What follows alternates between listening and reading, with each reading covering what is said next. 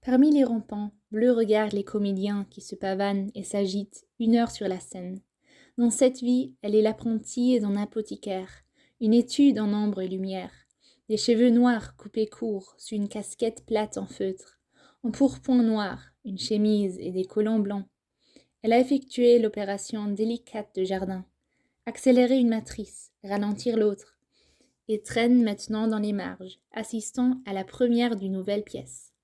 Si Bleu était une érudite, un rôle qu'elle a joué assez souvent pour savoir qui lui aurait plu, elle dresserait à travers tous les brins la liste exhaustive des mondes dans lesquels Roméo et Juliette est une tragédie et ceux où c'est une comédie.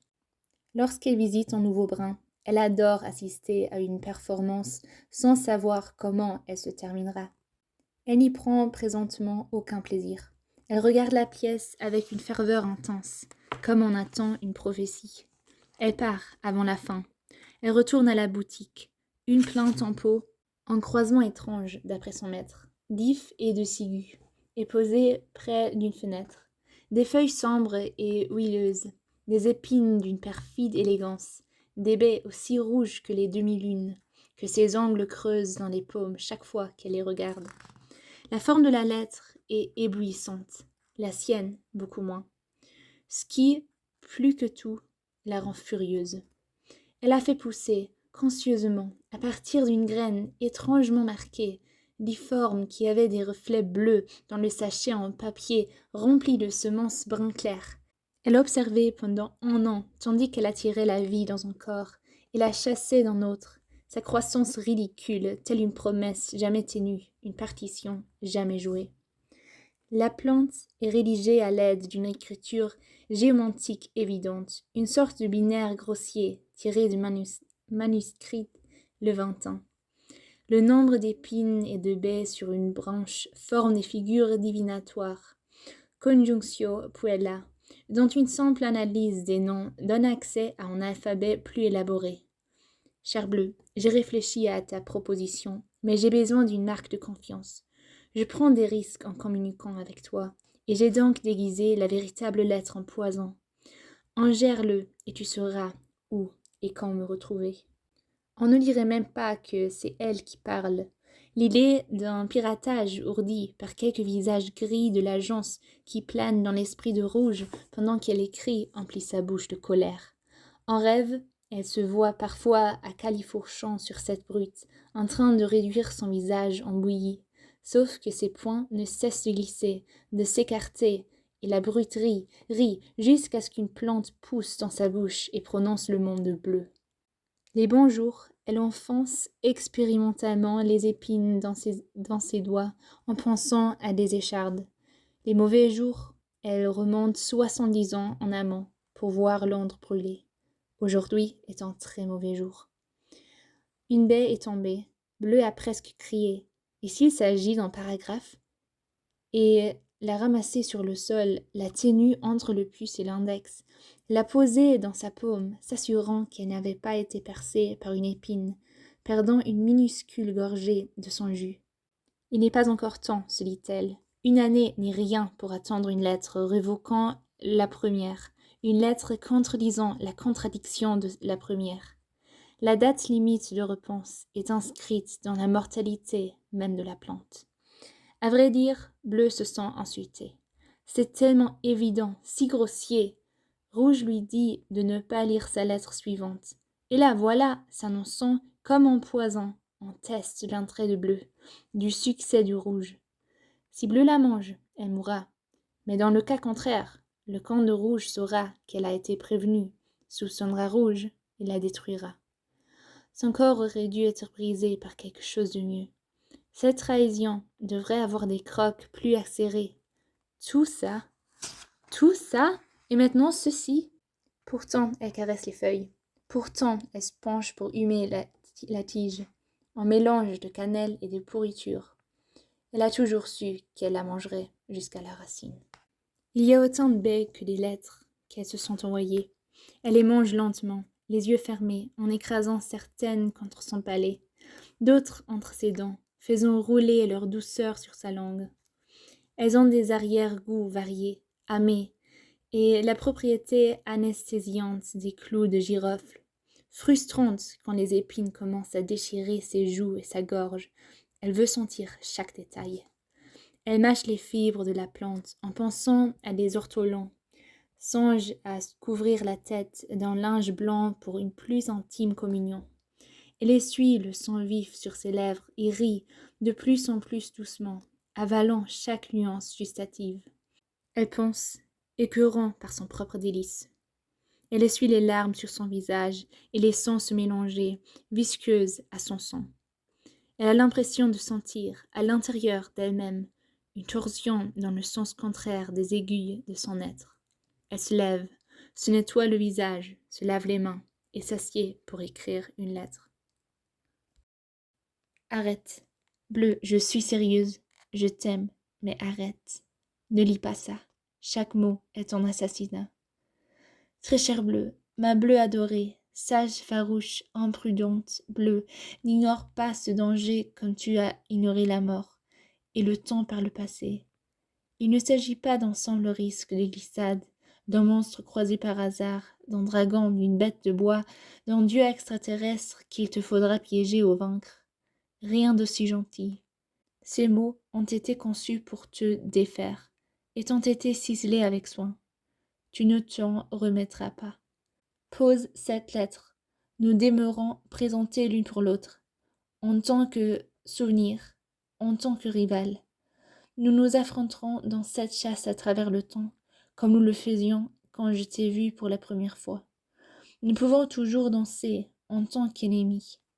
Arrête maintenant, vis, aime et lâche prise. Arrête mon amour, arrête. Trouve en purgative, en hôpital, une chaman, un de tes coquins thérapeutiques. Tu en as encore le temps, tout juste le temps. Bordel, arrête. À chaque ligne que j'écris, je dois t'imaginer en train de lire et m'imaginer que ce qui t'a poussé à lire jusqu'ici en ignorant mes conseils, tandis que ton corps se révolte et que le poison se réclame. Cette idée me tord les tripes. Si tu lis ceci, c'est ce que je ne mérite pas.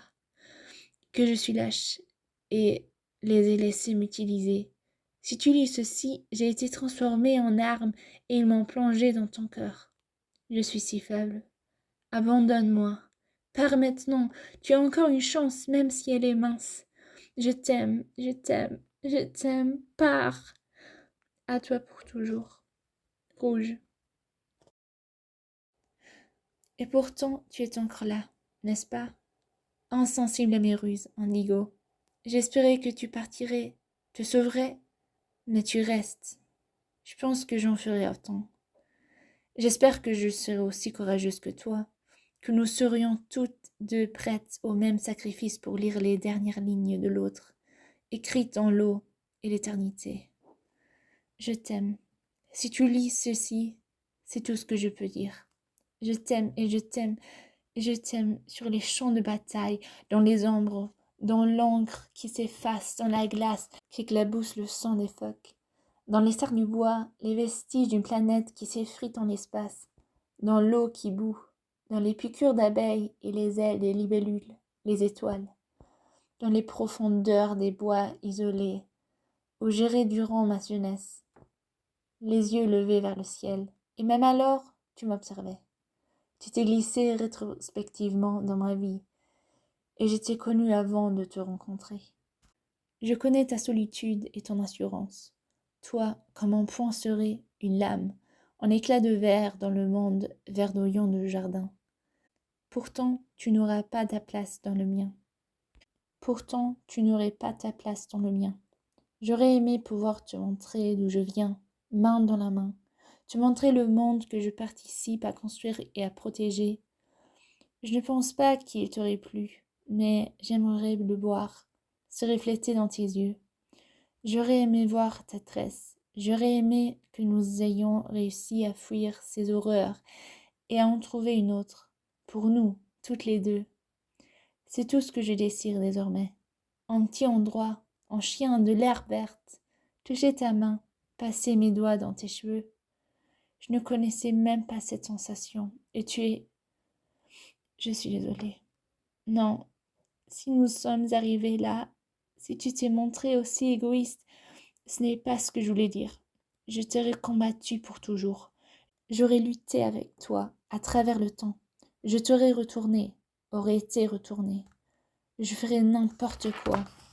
J'ai déjà tant fait et serais prête à recommencer, et plus encore. Et pourtant, me voilà bêtement, t'écrivant une dernière fois, et te voilà bêtement en train de me lire. Une bêtise qui enfin nous réunit. J'espère que tu ne liras jamais ces mots. Je répugne à les écrire. Je sais que tu vas souffrir pour arriver jusque-là. Il est toujours trop tard pour dire ce qui compte. Et je ne peux plus t'arrêter maintenant. Je ne peux pas te sauver. Nous n'avons que l'amour contre le temps et la mort, contre les puissances qui veulent nous écraser. Tu m'as tant donné une histoire, un futur, un calme qui me permet d'écrire ces mots, alors que je tombe en morceaux. J'espère t'avoir donné quelque chose en retour. Je veux sûrement que je sache que c'est le cas. Et ce que j'ai fait restera, quelle que soit la manière dont ils tissent le monde contre nous. C'est terminé maintenant, pour toujours. Que vais-je faire, ciel? Lac, quoi? Merle bleu, iris, outre-mer, comment peut-il rester quelque chose quand tout est terminé? Mais ce ne sera jamais fini. Voilà la réponse. Il y a toujours nous. Très cher bleu, si profond, à la fin comme au début, et dans tout ce qui les sépare. Je t'aime. Rouge. Rouge arrive trop tard. Elle n'aurait pas dû venir du tout. Commandante va surveiller les choses près, car c'est son triomphe tant attendu. Rouge s'en fiche. Elle rêve très rarement, mais rêve cette nuit, de comédiens et d'une scène vide, de bleu écrasant une baie empoisonnée entre ses dents, et en se réveillant, Rouge hurle, tempée de sueur. Elle ne peut qu'articuler des mots sans émettre de son, sans savoir si elle est complètement éveillée, comme si un panneau de verre s'était fissuré dans son âme. Elle est prise de terreur. Elle ne fera pas confiance à l'histoire ou au rapport des espions. Les fils brûlent lorsqu'on y pénètre. Elle se détache de l'air dans la rue boueuse, qui pue la merde, d'une habillant quelque part en amont. Le soleil faible dans le ciel tilet ne la réchauffe pas. Elle porte un pantalon, un long manteau et des gants simples. Pour les locaux, elle pourrait aussi bien être nue. Son passage provoque des remous. Elle ne restera pas longtemps. Jardin, paniqué, lance des pouces vers l'amant pour l'attraper, la traquer, la tuer. Commandante sentant cela, envoie ses propres agents à la poursuite. Qu'ils aillent tous faire foutre. Elle connaît la boutique, l'observer de loin, et elle s'y engouffre, nimbée de brume, dans un mélange d'odeurs écœurantes de fruits et d'herbes, en train de sécher et de métaux lourds. Chaque mur est couvert des végétaux en course de dessiccation. Une cliente consulte le maître alchimiste, une veuve aux joues striées de larmes. Il regarde Rouge, choqué, effrayé. Elle les fige d'un geste séant, monte l'escalier, trouve la chambre de l'apprenti, frappe une fois, enfonce la porte. Elle est là, affalée sur le lit. Elle pourrait être en train de dormir, baignée de soleil, mais il n'en est rien. Le sang a déjà coagulé. Rouge voulait que le poison soit indolore, mais le peuple de Jardin, celui de Bleu, s'accroche à la vie, et défaire cette emprise demande une certaine sauvagerie. Bleu s'est battu pour... Au début, Rouge ne supportait pas de penser au mot « mourir », mais c'est de l'hypocrisie. Ceci est sa faute. Le moins qu'elle puisse faire, c'est de l'assumer. Elle reprend. Bleu s'est battu pour mourir en paix. Rouge ne remarque la douleur que parce qu'elle sait où la chercher et qu'elle sait aussi à quoi ressemble Bleu quand elle a quelque chose à cacher. Son visage, pourtant, la mâchoire serrée, les lèvres à peine écartées, la poitrine immobile. Ses paupières sont entr'ouvertes, dévoilant le blanc de ses yeux, injectés de sang. Elle serre d'une main une lettre contre sa poitrine. Sur la lettre, le nom de Rouge. Son vrai nom. Bleu ne devrait pas le connaître. Elle n'a jamais dit qu'elle le connaissait. Une dernière confession, une ultime provocation. La lettre est cachetée. Le ciel devrait se déchirer. Le monde est vide. Ses multiples tresses sont de fils absurdes de chewing-gum émelés. Qu'elle meurt. Rouge tombe à genoux près du lit. Elle passe les mains dans les cheveux de bleu. La sensation est différente de celle qu'elle imaginait. Une dernière mauvaise blague. Elle essère, touche le crâne de bleu, sent son immobilité, et laisse ses propres sanglots la réduire au silence. Par la fenêtre, le ciel change de couleur. Des plantes grimpantes germent dans les lames mortes du plancher. Les alarmes ressonnent dans les couloirs froids de l'agence, et le soigneux ordonnancement de jardin. Les agents démasqués, en danger, morts. Des monstres qui grimpent en amont pour la trouver, la tuer, la sauver. Elle serre bleue, sent sa froideur, sa raideur. Le monde frémit et le ciel s'assombrit. Jardin va peut-être brûler tous bruns, plutôt que de risquer que son infection se répande en aval. Cependant, tandis que le ciel devient noir, et que les cris commencent à retenir à l'extérieur, Rouge, des dents à la couardise, ramasse la lettre et s'enfuit. Elle est rapide, féroce, et contrairement à ses poursuivants, se fiche de savoir si elle pourra retrouver le chemin de la maison. Elle glisse de brin en brin. Des villes naissent et déclinent autour d'elle. Des étoiles meurent, des continents dérivent. Tout commence et tout échoue. Elle se retrouve sur une falaise au bout du monde. Des champignons atomiques fleurissent à l'horizon. Un reste d'hommes s'éradique. Les mains de Rouge tremblent lorsqu'elle lève la lettre. Le cachet est une tache, un point, une fin. Il sourit d'elle, aussi rouge que rouge, affamé, et Rouge désire ses dents s'accroupir sous des dents. Une caverne qui serait une bouche où elle pourrait se cacher, être mangée, avalée, disparaître. C'est la fin. Bleu aurait dû écouter. Elle aurait dû s'enfuir. Comment a-t-elle pu mourir ainsi? Comment a-t-elle pu mourir tout court? Ses premières larmes sont de colère, mais la colère se consume vite. Les larmes demeurent. Elle lit son doigt sous le rabat. Le seau se brise aussi facilement qu'une colonne vertébrale. Elle lit. Autour d'elle, le monde brûle. Les plantes se fanent. Les vagues déposent des carcasses sur le rivage. Rouge hurle en direction du ciel. Elle demande des comptes à des êtres auxquels elle ne croit pas. Elle voudrait qu'il y ait un Dieu pour pouvoir la maudire. Elle lit de nouveau. Un veau radioactif la balaie. Les organes cachés s'activent pour la maintenir en vie. Une ombre se tient derrière elle. Rouge se retourne et regarde.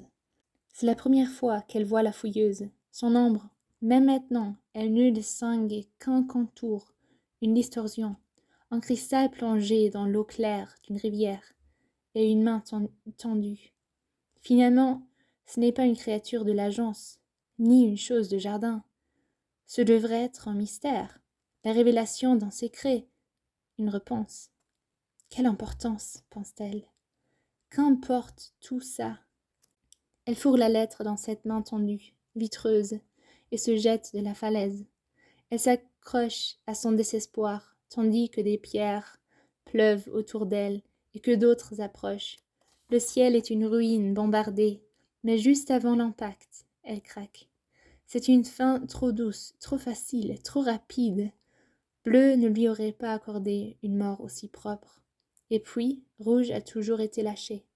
Sanglotant, jurant, anéancie, à un cheveu de rocher, elle s'échappe dans le passé. Ô Rouge, ta torsion à l'intérieur de moi, ta vrille, tu es ton fouet qui se déroule dans mes veines, et j'écris entre le recul et l'impact. Bien sûr j'ai t'écrit, bien sûr j'ai dévoré tes mots. Je vais tenter de me calmer, de m'ordonner pour rester lisible. Je me rabats pour le papier et l'encre, car je n'ai pas le temps désormais de faire autrement. Et c'est un luxe, d'une certaine manière, que de pouvoir procéder ainsi, d'écrire à la vue de tous, d'écrire aussi au rythme de ce que je ressens des événements. C'est fascinant, d'une certaine manière, et tout ce que j'ai jamais désiré d'une ennemie. J'aimerais que tu puisses m'entendre applaudir.